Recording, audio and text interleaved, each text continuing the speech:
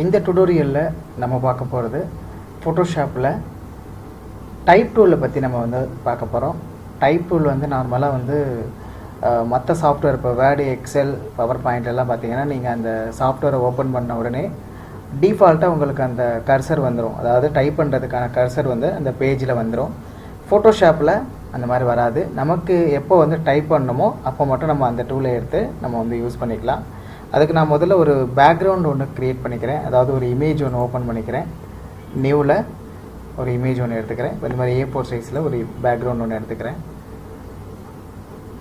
So இந்த பேக்ரவுண்டில் இப்போ நான் வந்து டைப் டூலை நான் யூஸ் பண்ணி நான் டைப் பண்ண போகிறேன். டூல்ஸில் வந்து பார்த்திங்கன்னா இந்த டீன் இருக்கு இல்லையா, அதுதான் வந்து டைப் டூலு. அதை செலக்ட் பண்ணிக்கோங்க. ஃபஸ்ட்டு அதில் டைப் டூலில் கிளிக் பண்ண உடனே அதில் ஒரு 4 டூல் இருக்கும்.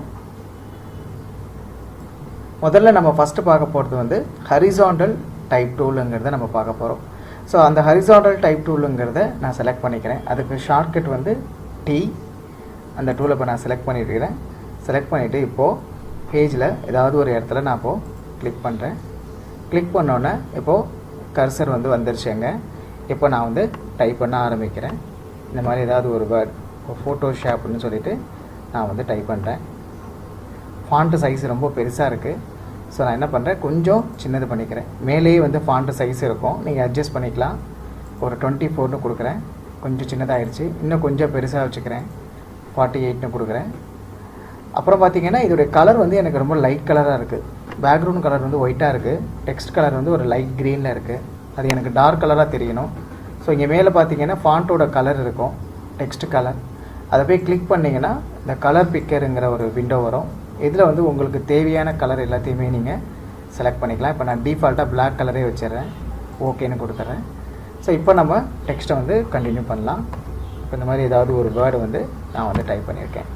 ஸோ இது வந்து டைப் டூல். ஏதாவது ஒரு இடத்துல நீங்கள் வந்து டைப் டூலை ஃபோட்டோஷாப்பில் செலக்ட் பண்ணிவிட்டு இந்த டாக்குமெண்ட்டில் எந்த இடத்துல வேணாலும் நீங்கள் கிளிக் பண்ணிவிட்டு கண்டினியூஸாக நீங்கள் டைப் பண்ண ஆரம்பிக்கலாம்.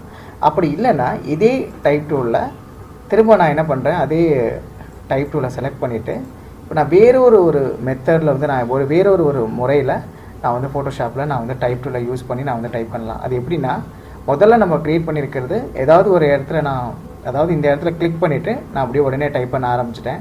பட் இப்போ நான் எப்படி டைப் டூலை யூஸ் பண்ணி நான் டைப் பண்ண போகிறேன்னா, எனக்கு தேவையான அளவுக்கு, அதாவது நான் எங்கே டைப் பண்ண போகிறேனோ அது வரைக்கும் ஒரு ஃப்ரேம் போட்டுக்கிறேன். இப்போ நான் என்ன பண்ணுறேன், மவுஸ்லேருந்து கிளிக் பண்ணிவிட்டு அப்படியே ஒரு செலெக்ஷன் பண்ணுறேன் பேஜில்.